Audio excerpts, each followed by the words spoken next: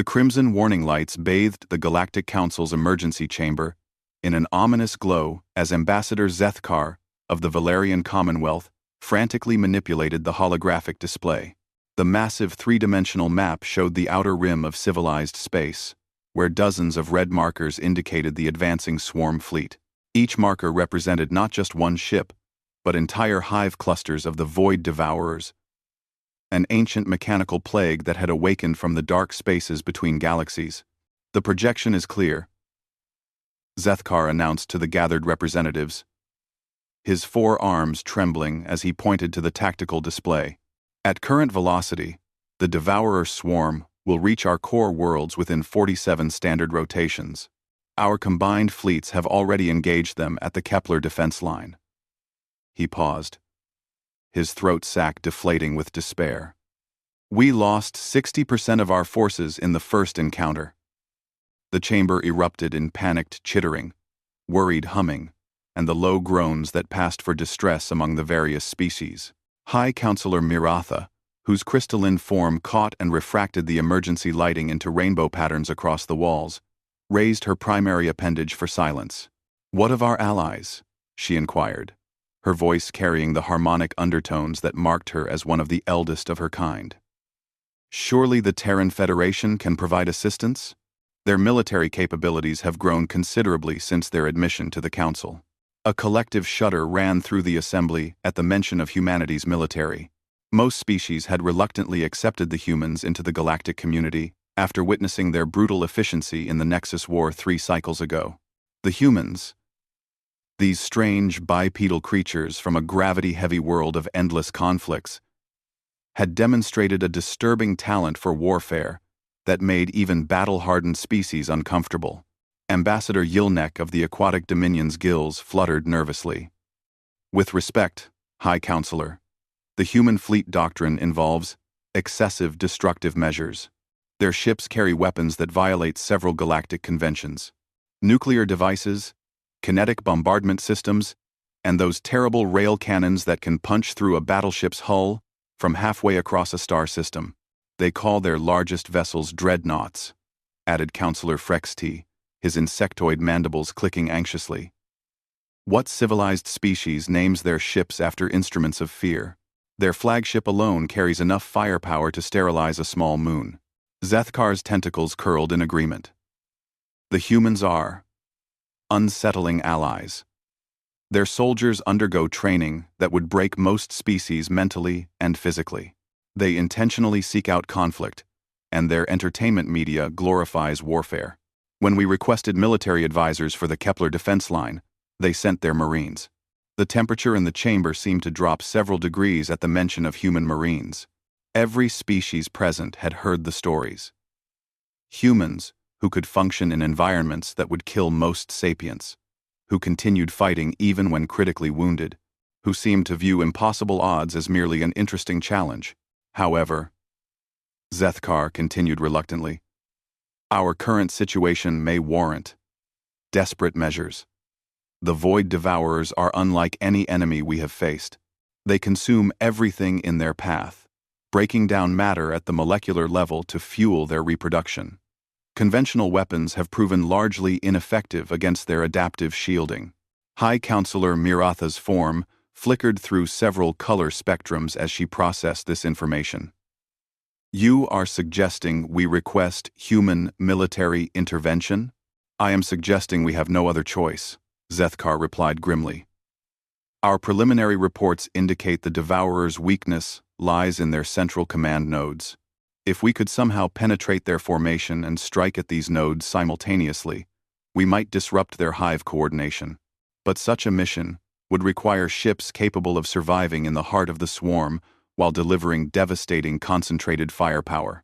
The chamber fell silent, except for the ambient hum of the station's life support systems. Everyone present understood the implication. Only one known fleet in the galaxy specialized in exactly that type of high-risk, high-destruction mission profile. Ambassador Kethra of the Peaceful Coalition, whose people had sworn off violence centuries ago, spoke in a whisper that nevertheless carried clearly in the silent chamber. "You want to unleash the Deathworlders. The term hung in the air like a curse. Deathworlders. The humans' own casual designation for themselves. Born from their origin on a planet that most galactic species considered barely habitable. A world of extreme weather, deadly predators, natural disasters, and a gravity well so deep that humans had developed dense bones and powerful muscles just to survive childhood. They had evolved not just to endure their harsh environment, but to thrive in it, to seek out challenges and overcome them through sheer, stubborn determination. The human fleet is currently stationed at Titan Base in the Sol system. Zethkar continued, pulling up another section of the holographic display. Their 3rd and 7th battle groups are at full strength. Each battle group contains approximately 50 vessels, including their heavy dreadnoughts, fast attack cruisers, and support craft. More importantly, they have been developing new weapons systems specifically designed for fighting mechanical enemies since the Nexus War. Counselor Frexty's compound eyes glittered with nervous energy. What kind of weapons? Zethkar's throat sac deflated again. Electromagnetic pulse bombs capable of disabling entire ship formations, plasma torpedoes that burn at temperatures exceeding stellar cores, and something they call quantum disruption missiles that apparently unmake matter at the subatomic level. Their weapons research division operates under classification levels that prevent us from obtaining detailed specifications. And their soldiers? Asked Ambassador Yilnek. Their soldiers, Zethkar replied slowly, train by fighting each other in simulated combat scenarios that recreate historical battles from their homeworld. They study warfare the way most species study art or philosophy. Their military academies teach courses with titles like Applied Destruction and Survival Under Impossible Conditions. They volunteer for missions that other species would consider suicide runs. High Counselor Miratha's crystalline form had shifted to a deep blue color that indicated deep contemplation among her people. What do we know of their current disposition toward the Council? The humans have always been somewhat independent in their decision-making. This was a diplomatic understatement. Since joining the galactic community, humanity had consistently chosen their own path, often ignoring Council suggestions and pursuing their own interests. They honored their treaties and alliance obligations, but they did so on their own terms, in their own way, with their own methods that frequently alarmed their alien allies. Ambassador Reynolds is scheduled to address our emergency session, Zethkar announced. I have transmitted our situation report to the Terran Federation's military command. We should receive their response within the hour. As if summoned by his words, the chamber's main entrance hissed open, and Ambassador Sarah Reynolds strode into the room. She moved with the confident, predatory grace that characterized her species, her sharp eyes quickly scanning the assembled representatives before settling on the tactical display. Even in formal diplomatic attire, she carried herself like a soldier, which most present knew she had been before entering the diplomatic corps. Counselors, she said in the direct manner humans preferred, dispensing with the elaborate greeting rituals most species employed. I've reviewed your tactical assessment of the Void Devourer threat. Admiral Chen sends his regards, and has asked me to convey the Federation's official response. The chamber held its collective breath. The Terran Federation will deploy both the 3rd and 7th battle groups to assist in defending Council space, Reynolds announced. Additionally, Admiral Chen is bringing the 1st Expeditionary Fleet out of reserve status. Total deployment will consist of 143 vessels, including our newest dreadnought, the TFS Indomitable. The relief in the chamber was palpable, but Reynolds continued speaking in a tone that made several ambassadors' defensive instincts activate. However, Admiral Chen has specified that human forces will operate under human command authority for the duration of this engagement. We appreciate Council coordination, but our tactical doctrine requires autonomous operational control. Counselor Frexty's mandibles clicked rapidly. Ambassador Reynolds, surely joint command would be more appropriate for such a large-scale operation. Reynolds' expression remained neutral, but her tone carried the subtle steel that humans used when their patience was being tested. Counselor, with all due respect, human military doctrine has been developed and refined through centuries of warfare on our homeworld and validated in conflicts across the galaxy. Our soldiers train for scenarios exactly like this one. Joint command structures introduce communication delays and tactical compromises that reduce combat effectiveness. What exactly are you proposing? High Counselor Muratha asked. Admiral Chen's strategy is straightforward, Reynolds replied, manipulating the holographic display to show ship formations and attack vectors. Human forces will punch directly through the Devourer swarm to strike at their command nodes, while Council fleets provide supporting fire and evacuation coverage for civilian populations. We're calling it Operation Hammer Strike. The tactical display now showed red arrows representing human fleet movements, driving straight into the heart of the Void Devourer formation, like spears thrust into the center of a storm. The projected casualties for such a direct assault approach were staggering. Any other fleet attempting such a maneuver would face annihilation. Ambassador Yilnek's gills fluttered in distress. Those attack vectors show your fleets taking tremendous risks. The casualty projections are acceptable, Reynolds finished calmly. Human crews volunteer for high-risk operations. Our ships are built to take damage and keep fighting.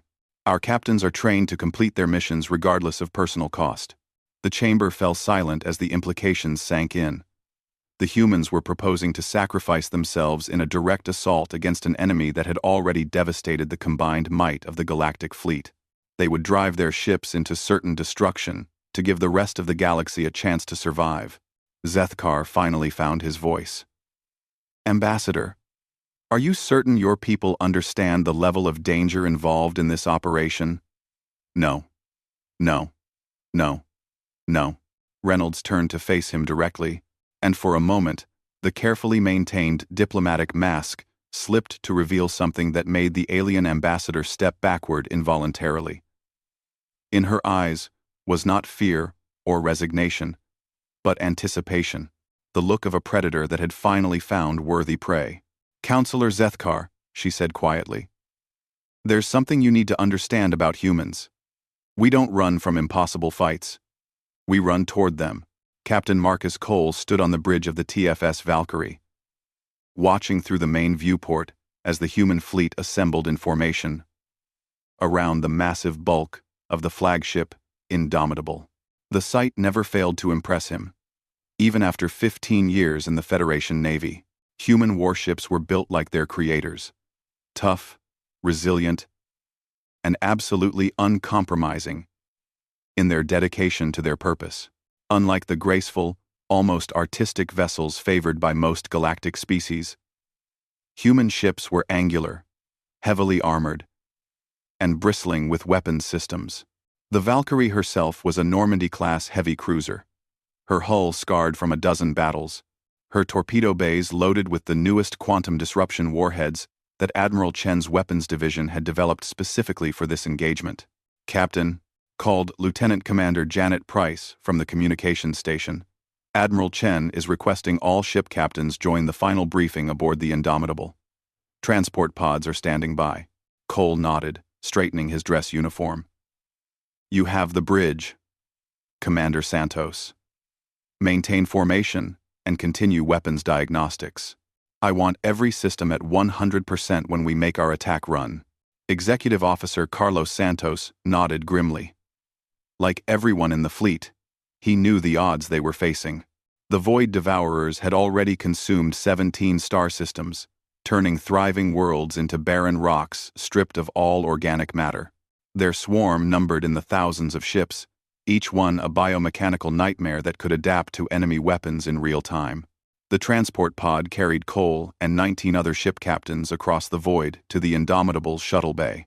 As they docked, Cole couldn't help but admire the massive dreadnought's specifications running through his mind. 2 kilometers of hardened titanium steel composite armor, fusion reactors powerful enough to supply energy to an entire planet, and weapon systems that violated 3 separate galactic treaties on excessive firepower. The Indomitable was everything that made alien species nervous about human military technology. Admiral Chen waited in the ship's primary briefing amphitheater, a compact, silver-haired woman whose calm demeanor masked a tactical brilliance that had earned her respect even among species that found human warfare disturbing. Behind her, a massive holographic display showed the current position of the Void Devourer swarm, now only 36 hours away from the first inhabited Council worlds. Ladies and gentlemen, Admiral Chen began without preamble. Our reconnaissance drones have provided updated intelligence on the enemy formation. The good news is that we've identified the primary command nodes exactly where our projections indicated. The bad news is that they're protected by approximately 4,000 individual Devourer units. The holographic display zoomed in to show the heart of the enemy swarm. At the center, like queens in a hive, 3 massive vessels pulsed with alien energy. These were the command nodes, the central intelligences that coordinated the entire swarm's movements and tactics. Our mission is simple in concept, Chen continued. We punch through their formation, deliver quantum disruption torpedoes to those 3 command ships, and disrupt their hive coordination long enough for Council evacuation fleets to move civilian populations to safety. Once the civilians are clear, we withdraw to prepared defensive positions. Captain Elena Rodriguez, of the heavy cruiser Damascus, raised her hand. Admiral, intelligence reports suggest the Devourers can adapt to our weapons after repeated exposure. Won't they adjust their defenses once we begin our attack? Chen smiled, and Cole recognized the expression. It was the smile his old drill instructor used to wear when he was about to reveal something unpleasant to recruits who thought they were clever. That's exactly what we're counting on, Captain Rodriguez. Dr. Hassan's research team has been working around the clock since we received the deployment order. Doctor, would you care to explain? A tall, bearded man in a lab coat stepped forward from the group of technical advisors. The Void Devourer's adaptive capability is both their greatest strength and their critical weakness. They analyze incoming weapons, then modify their shielding and hull composition to counter specific threats. However, this process requires significant computational resources from their command nodes. The display shifted to show technical schematics that made Cole's head hurt just looking at them. We've developed what we're calling adaptive overwhelm tactics, Dr. Hassan continued. Each ship in our fleet is equipped with multiple different weapon systems: kinetic rounds, plasma charges, electromagnetic pulse devices, antimatter warheads, and our newest quantum disruption torpedoes. We'll cycle through different weapon types in rapid succession, forcing their adaptation systems to constantly recalibrate. Captain Singh of the destroyer, Phoenix, looked skeptical. Doctor, that assumes our ships survive long enough to cycle through multiple weapon types. Intelligence reports show Devourer units can destroy a battleship with single shots. Which brings us to the second part of our strategy, Admiral Chen interjected. We're not trying to survive this engagement, people.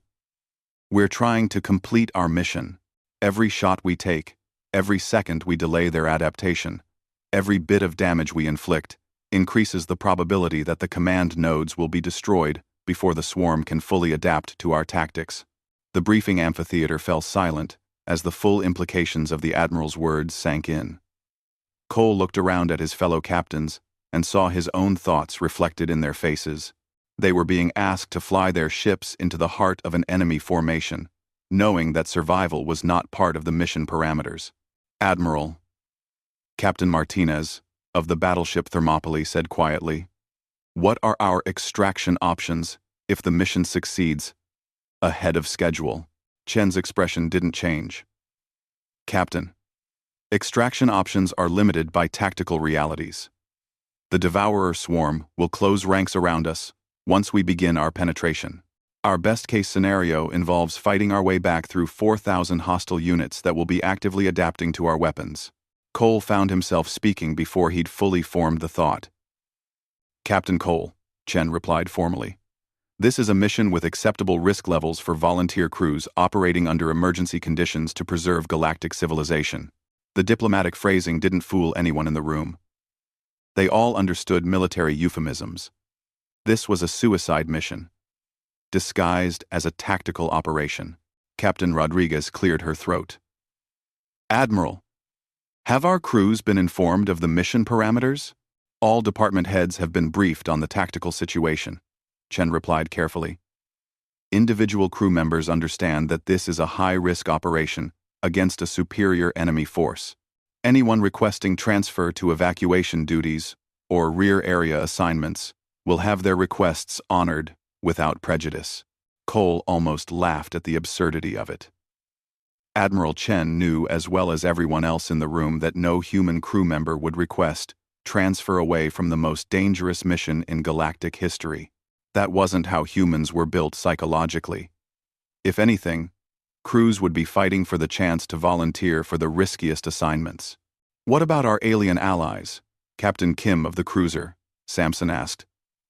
Are council fleets participating in the penetration assault? Chen shook her head. Council tactical doctrine emphasizes preservation of forces and minimization of casualties. Their fleets will provide fire support from long range and coordinate evacuation efforts. The close-range assault phase will be conducted exclusively by human forces. Doctor, Hassan stepped forward again. There's one more element to our strategy that you need to understand. The quantum disruption torpedoes aren't just weapons. They're quantum entanglement devices. When we detonate them near the command nodes, they'll create a resonance cascade that should propagate through the entire swarm's communication network. The technical explanation went over Cole's head, but the practical implications were clear. If they could get close enough to the command ships to detonate their special torpedoes, the resulting effect might disable the entire Devourer force simultaneously. Timing will be critical, Chen continued. We need all 3 command nodes hit within a 60-second window. Miss that timing, and the surviving nodes will adapt their shielding to resist quantum disruption effects. Cole studied the tactical display, mentally calculating approach vectors and defensive patterns. Admiral, what's our formation for the penetration assault? 3 spearhead formations, each targeting 1 command node. Chen replied, highlighting the attack plan. The Indomitable will lead the center formation against the primary command ship. Captain Rodriguez will take the Damascus and her battle group against the secondary node. Captain Cole, your formation will target the tertiary command ship. Cole nodded, feeling the familiar pre-battle mixture of excitement and terror that he'd learned to recognize as normal human psychology in combat situations. Around the room, other captains were studying their assigned formations and attack vectors with the focused intensity that humans brought to any challenge worth their attention. Questions? Admiral Chen asked. Captain Singh raised his hand again. Admiral, what happens if we succeed? What happens to the Devourer swarm if we destroy their command nodes? Chen considered the question carefully. According to xenobiological projections, individual Devourer units should revert to basic survival protocols without central coordination. They'll likely scatter and become a manageable threat for conventional Council defense fleets. And if we fail, Captain Singh, galactic civilization will cease to exist within the next 6 months. The stark assessment hung in the air like a physical presence. Cole looked around the room one more time, taking in the faces of men and women who had just been told they were going to die to save species that barely tolerated their existence in the galactic community. Not one of them looked like they were reconsidering their commitment to the mission. Final briefings with your department heads will commence in 6 hours, Admiral Chen announced. Attack formation will begin in 18 hours. The fleet will jump to hyperspace in 24 hours. Dismissed. As the captains began filing out of the amphitheater, Cole found himself walking beside Captain Rodriguez. Elena, what do you think our actual survival odds are? Ow. She was quiet for a moment, then shrugged with characteristic human fatalism. Marcus, I stopped calculating survival odds when I joined the Navy. Sometimes, the mission is more important than going home. You ever think about how the aliens see us? Cole asked as they reached the shuttle bay. Here we are, volunteering to die for people who think we're barely civilized barbarians. Rodriguez smiled grimly as she climbed into her transport pod. Maybe that's exactly what makes us the right choice for this job, Captain. Sometimes, civilization needs barbarians willing to do what civilized people can't. The human fleet emerged from hyperspace at the edge of the Kepler system, like avenging angels materializing from the void.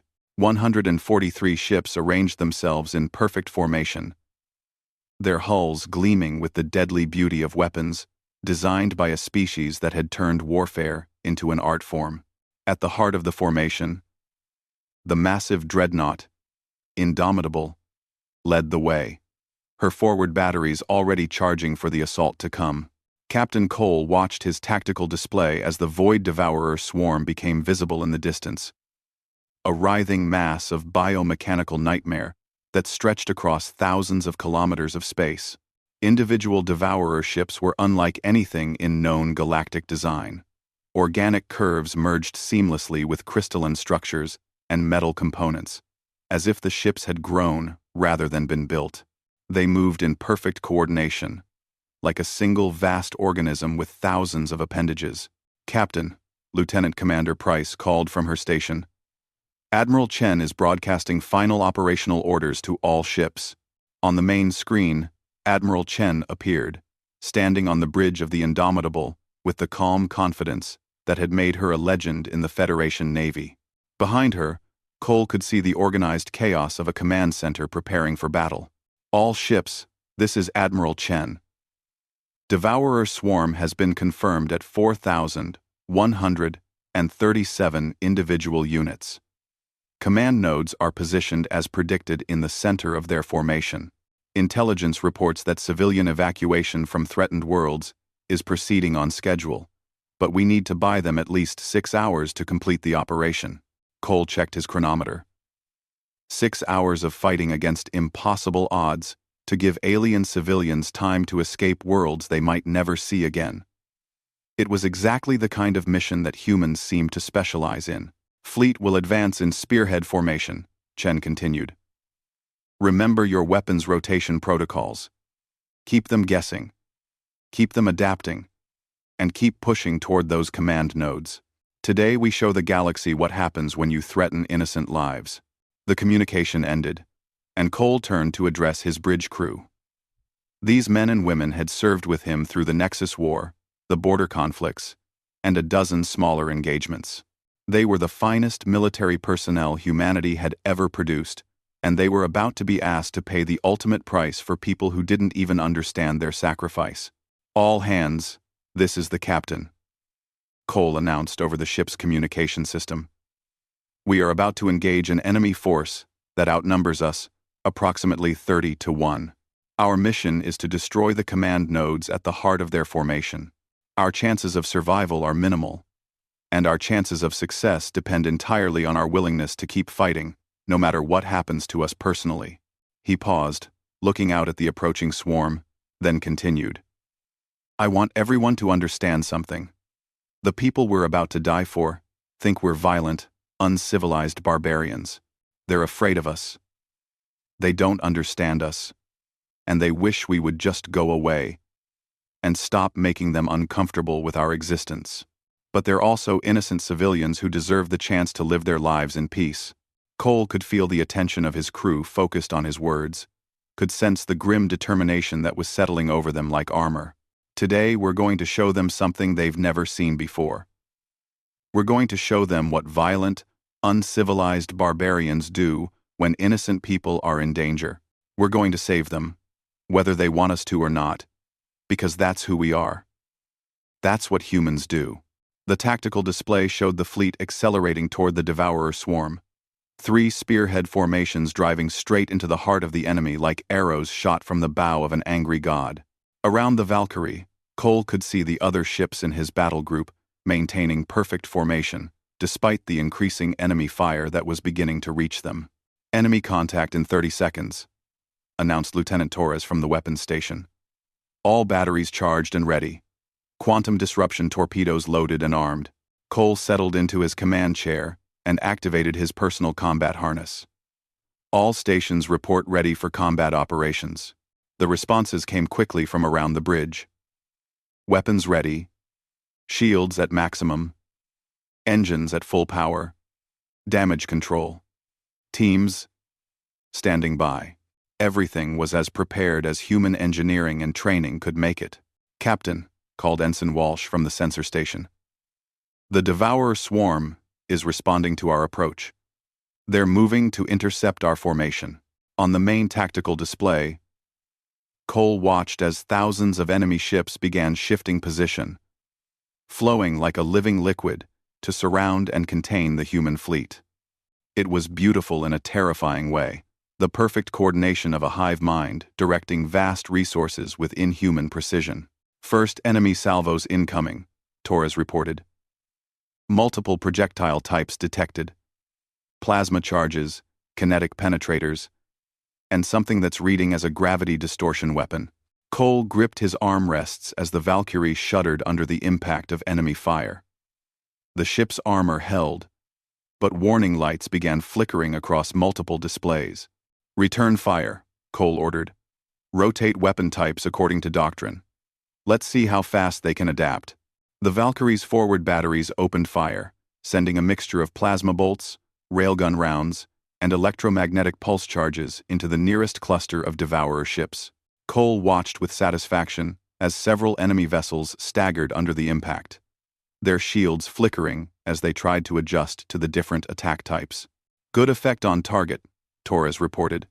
"Enemy shields are cycling through different configurations. They're definitely trying to adapt to our weapons."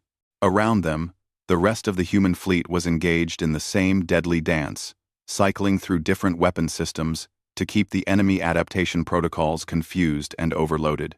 The space between the fleets lit up with energy discharges, explosions, and the brief flares of ships dying in the void. "Casualties report coming in from Admiral Chen," Price called over the noise of combat. "We've lost the destroyer Phoenix and the cruiser Marathon. Heavy damage to multiple other vessels." Cole processed the information without emotion. He'd expected to lose ships in the first exchange, and Phoenix and Marathon had died doing exactly what they were supposed to do: buying time and creating tactical confusion. "Distance to primary target?" Cole asked. 15,000 kilometers and closing," Torres replied. "Enemy fire is intensifying. Shield strength down to 60%. Through the main viewport, Cole could see individual Devourer ships clearly now, their alien hulls gleaming with an oily iridescence that seemed to shift and flow as he watched. They were beautiful in their own horrible way. Perfect fusion of organic and mechanical components that represented millions of years of evolution toward a single purpose: consumption. "Captain," Walsh called urgently, "I'm detecting massive energy buildup from the command nodes. They're charging some kind of directed energy weapon." On the tactical display, the three massive command ships at the heart of the swarm began to glow with increasing intensity. Cole realized they were seeing the Devourer's ultimate weapon, something so powerful it required their central command ships to generate it. "All ships," Admiral Chen's voice crackled over the communication system. "Enemy command ships are charging primary weapons. Estimate 30 seconds to discharge. All units increase speed and prepare for emergency maneuvers." Cole watched his tactical display as the human fleet pushed deeper into the enemy formation, taking casualties but maintaining their momentum toward the command nodes. The Indomitable was leading the charge toward the primary target, her massive bulk absorbing incredible amounts of enemy fire, while her own weapons carved a path through the Devourer formation. 10,000 kilometers to target," Torres reported. "Quantum disruption torpedoes are armed and ready for launch." Cole could see his target clearly now: a massive, biomechanical construct that pulsed with alien intelligence. It was easily 10 times the size of his ship, protected by dozens of smaller Devourer vessels and armed with weapons that could vaporize the Valkyrie with a single shot. "Admiral Chen to all ships." The communication system crackled. "Command nodes are at maximum charge. Estimate 10 seconds to weapon discharge. All units launch torpedoes now. Launch all quantum disruption torpedoes," Cole ordered. The Valkyrie shuddered as her torpedo bays emptied, sending 6 quantum disruption warheads streaking toward the enemy command ship. Around them, The rest of the human fleet was doing the same, filling space with the specialized weapons that represented their only hope of success. Torpedoes away, Torres confirmed. Impact in 8 seconds. Cole watched the tactical display as dozens of quantum disruption torpedoes converged on the 3 command nodes from multiple directions. The enemy ship's defensive systems engaged, destroying many of the incoming weapons. But human targeting had been too accurate and too coordinated. The first torpedo detonated against the primary command node, just as its main weapon reached full charge. The quantum disruption effect rippled outward like a stone thrown into still water. And Cole watched in amazement as the massive enemy ship simply began to unmake itself at the molecular level. Direct hit on primary target, Torres shouted. Command node is breaking apart. The second and third command ships suffered similar fates as quantum disruption warheads found their targets within the crucial 60-second window. Cole watched the tactical display as the quantum resonance effect began propagating through the Devourer Swarm's communication network, exactly as Dr. Hassan had predicted. Captain, Walsh called in amazement, enemy coordination is breaking down. Individual Devourer ships are reverting to independent operation. Cole looked out through the main viewport and saw the impossible happening. The perfect coordination of the enemy swarm was dissolving as thousands of ships suddenly found themselves operating without central command. Ships began moving in random directions, their formation breaking apart like a flock of birds, suddenly deprived of their migration instincts. All ships. Admiral Chen's voice rang out triumphantly. Mission accomplished. Command nodes destroyed. Enemy coordination disrupted. Begin withdrawal to Rally Point Alpha. Cole slumped back in his command chair, hardly daring to believe they had succeeded. Around him, his bridge crew was cheering and embracing each other, the tension of the suicide mission finally breaking. Casualties report, Captain. Price called. Fleet-wide, we lost 37 ships during the assault. Total crew casualties, approximately 8,000. The celebration on the bridge died as the cost of their victory became clear. 8,000 human lives lost to save alien civilians who would never fully understand what had been sacrificed for them. But Cole knew that every person in those 37 ships had volunteered for exactly this mission, had chosen to face impossible odds for people who feared and mistrusted them. Captain, Torres called. Incoming communication from the Galactic Council emergency frequency. Cole nodded. Put it through. The main screen flickered to show High Counselor Miratha. Her crystalline form cycling through colors that Cole had learned indicated extreme emotional states. Behind her, he could see the emergency chamber of the council station, filled with alien representatives. Captain Cole, Miratha said, her harmonic voice carrying undertones of what sounded like awe. On behalf of the Galactic Council and the civilian populations of 17 threatened worlds, we extend our profound gratitude for your sacrifice. The evacuation fleets report successful completion of civilian relocations. Your actions have saved approximately 2 billion lives. Osho. Cole found himself at a loss for words. How did you respond to thanks for doing what humans considered the normal, expected thing when innocent people were in danger? High Counselor, he finally said. We were just doing our job. The alien's form shifted through several more color cycles before she spoke again. Captain Cole, we owe you a debt that can never be repaid. We have misjudged your people. We saw only your capacity for violence and failed to understand that this violence was wielded in service of protection and justice. Cole looked around at his bridge crew, seeing his own thoughts reflected in their faces.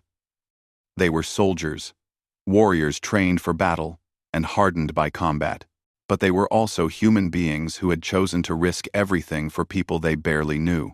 High Counselor, Cole said quietly, there's something you need to understand about humans. We don't fight because we enjoy violence. We fight because we can't stand to watch innocent people suffer. That's just who we are. As the communication ended and the human fleet began its withdrawal from the battlefield, Cole reflected on what had just happened. Humanity had proven itself as more than just effective warriors. They had shown the galaxy that sometimes the most violent people could also be the most compassionate, that the species most capable of destruction could also be the most dedicated to protection. The Void Devourers continued to scatter throughout the system, their individual ships reverting to basic survival instincts without central coordination. Council defense fleets would be able to handle them now, picking them off one by one over the coming months. But the real victory wasn't tactical. The real victory was that the galaxy had finally seen what humans truly were. A species so committed to protecting the innocent that they would gladly die for people who feared them. And perhaps, Cole thought as he watched the stars wheel past the Valkyrie's viewport, that understanding would be worth all the lives they had lost to achieve it.